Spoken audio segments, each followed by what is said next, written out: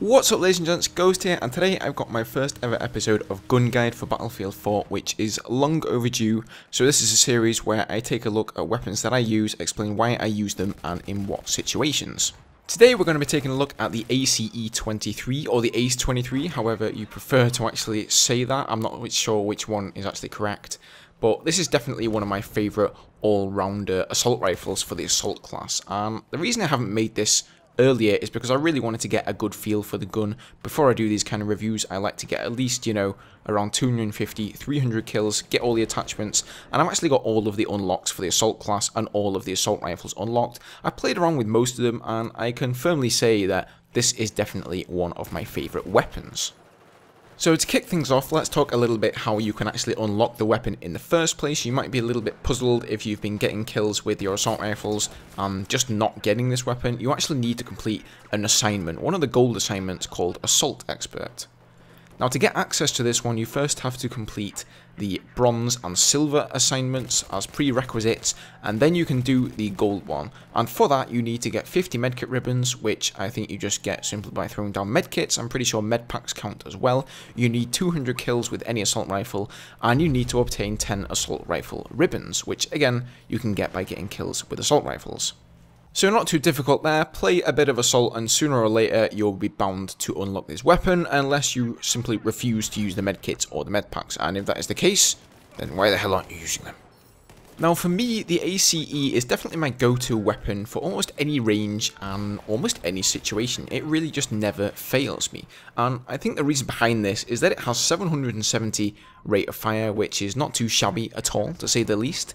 In fact, it's the 4th fastest firing assault rifle, and if you don't actually count the M16A4, which is a burst fire weapon anyway, so therefore not really comparable, it's actually the 3rd fastest firing weapon, only bested by the AEK and the FAMAS. And let's face it, once you start getting up to those super high rates of fire like the AEK and the FAMAS have 900, 1000 RPM, you really start to sacrifice stability with the weapon. And getting kills at longer ranges becomes a big issue. So there you can see the stats for the weapon up on your screen, courtesy of Simthic.com, and as you can see it has the normal damage model, 25 max and 18 minimum. Something to note about the reload time is whilst it has a fairly nice reload time with one in the chamber of 2.1 seconds, it actually punishes you quite a lot if you reload and you don't have one in the chamber. That comes in at 3.1 seconds, so they're actually going to punish you an entire second just for using up that last round that was in the chamber. Another nice advantage of the ACE-23 is that it only has a first shot multiplier of 2. Now just to quickly explain to people who don't know what that is, a first shot multiplier is, say if you fire 5 rounds, the first shot of those 5 rounds will have a more pronounced recoil, and that is based on a certain multiplier. In this case, the number 2, so the first shot will have 2 times as much recoil than the recurring shots. But if you look at some of the weapons like the AEK for example, that bad boy has a first shot multiplier of 3, meaning that using anything but an angled grip on that weapon isn't really going to be that plausible. But since the ACEs is so low, you can use an angled grip, you can also go with a stubby grip. That's what I like to run with. I'm going to talk about the loadouts a little bit later on in the video. Now recoil of this weapon isn't super low, but it's definitely manageable. We have an upwards recoil of 0.36, a left pull of 0.15 and a right pull of 0.25. And if we compare this to another pretty stable assault rifle, the M416, which comes in at 750 rounds per minute, that bad boy has 0.32 upwards pull compared to the 0.36 of the ACE, so not really a huge difference. So just to give you guys an idea of how you're going to need to compensate for that recoil with either your mouse hand or the right thumbstick on your controller, I'm going to head over to my little makeshift test range and we're going to see what sort of spreads we can get at short, medium and long range. Alright guys, so here we are. First we're going to take a look at me not controlling the recoil at all, just so you guys can see how the recoil affects the weapon. So here we go. And as you can see, it goes upwards and ever so slightly to the right. And you can see there that the recoil actually stopped happening there halfway through the clip. I'm not sure if this is a bug in BF4 or what, but once the recoil had gone up that much, I wasn't moving the mouse, I wasn't compensating then, it actually just did that by itself. So that's a little bit strange. Anyway, So here we are at close range. Let's see what sort of a spread I can get if I actually control that recoil on full auto. Something to note here is that I am actually using the stubby grip and the heavy barrel, so bear that in mind with the automatic fire. The stubby grip does buff that somewhat. Here we are, well, I'd say this is around medium range.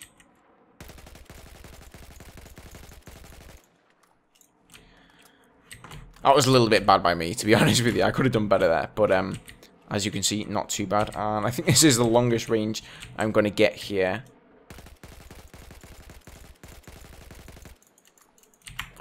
And there we go. I got pretty similar ranges there at medium and long range, but as you can see, at longer ranges, I had to burst fire a lot more than I did at medium range. And of course, if you would have an angled grip on here, it will be a lot easier to burst fire the further away you were from the target.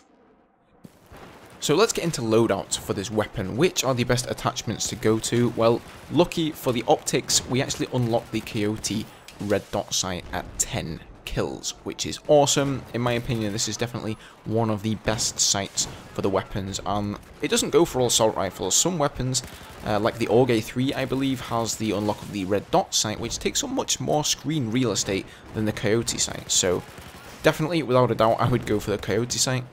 As for a weapon accessory, I would almost all the time go with the laser sight. You never know when you're going to get caught off guard by an enemy up close and personal, and it's always nice to have that better added hip fire. And if it's a toss up between the laser sight and the flashlight, I would usually go with the laser sight almost all of the time. Personally, I'm using a laser light combo that I was lucky enough to unlock in a battle pack, but otherwise I would probably just go with the laser sight.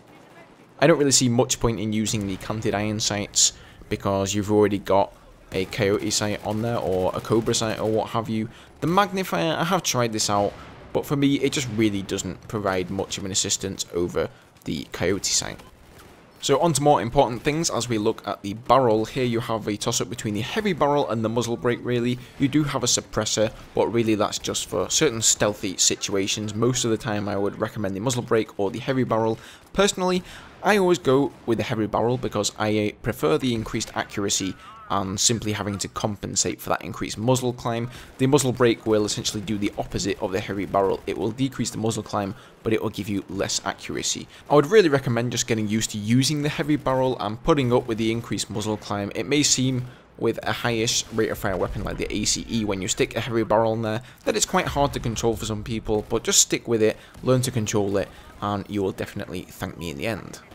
When it comes down to an underbarrel attachment, I would go with either the angled grip or the stubby grip, depending on the situation. If you're going to be picking off people at medium to long ranges most of the time, go with the angled grip and try and burst them down in 2 to 3 shot bursts, using the angled grip to decrease that first shot multiplier by just a little bit.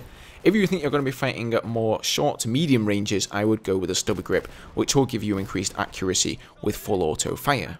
The Ergo grip is probably the weakest of the bunch in my opinion. It's essentially going to let you fire easier on the move and it's going to give you better hip fire, but it's more suited to weapons like PDWs, which are designed around that kind of thing. And unless you're playing maybe something like, I don't know, Operation Locker and you want a hip firing beast, I would stick with the angled grip and the stubby grip. So there you go guys, that's one of my favourite assault rifles, pretty much my go-to weapon for almost any situation.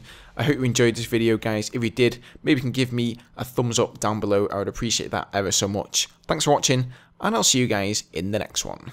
Cheers.